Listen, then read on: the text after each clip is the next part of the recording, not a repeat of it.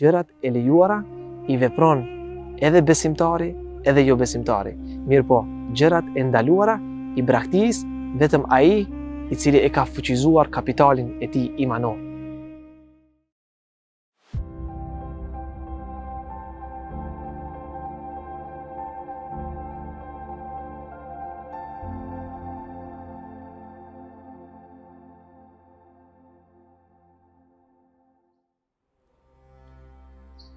Bismillahirrahmanirrahim.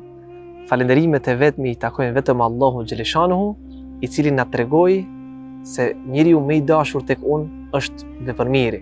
Paqja dhe selami qofshin mbi edukatorin ton suprem Muhammed Mustafa alayhis salam, veprat e të cilit edhe ne po i pasojmë ditët e sotit.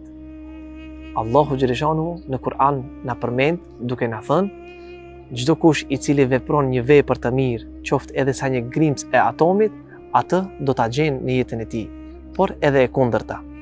Ligji i Allahut në tokë është se tokën do ta udhëheqin vetëm ata të cilët janë vepërmirë.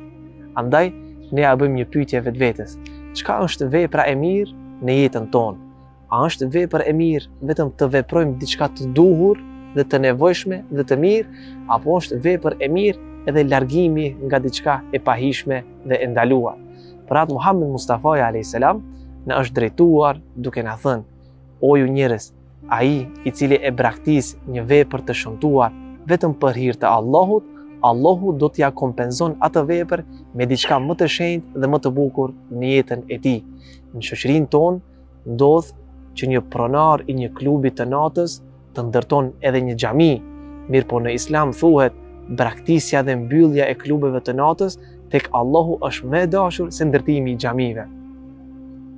Në shoqërinë tonë ndodh që një shitës i pijeve të ndryshme alkoolike të shtron edhe iftare për gjatë Ramazanit, mirë po Islami tregon dhe thot braktisja e tregtisë me pije të ndryshme alkoolike dhe me pije të ndaluara është më e dashur te Allahu Gjeleshanuhu se sa shtrimi i iftarëve.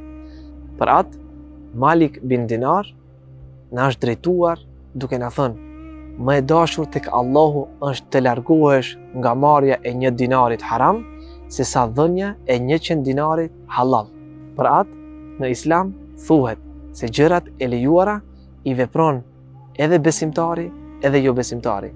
Mirë po, gjërat e ndaluara i braktis vetëm ai i cili e ka fuqizuar kapitalin e tij imanor. Andaj, shoqëria e kohës tonë duhet t'i thot vetvetes: ejani dhe ta masim imanin ton në braktisjen e veprave të ndaluara dhe le të shohim se sa ne po peshojmë në kandarin e Allahut Gjeleshan.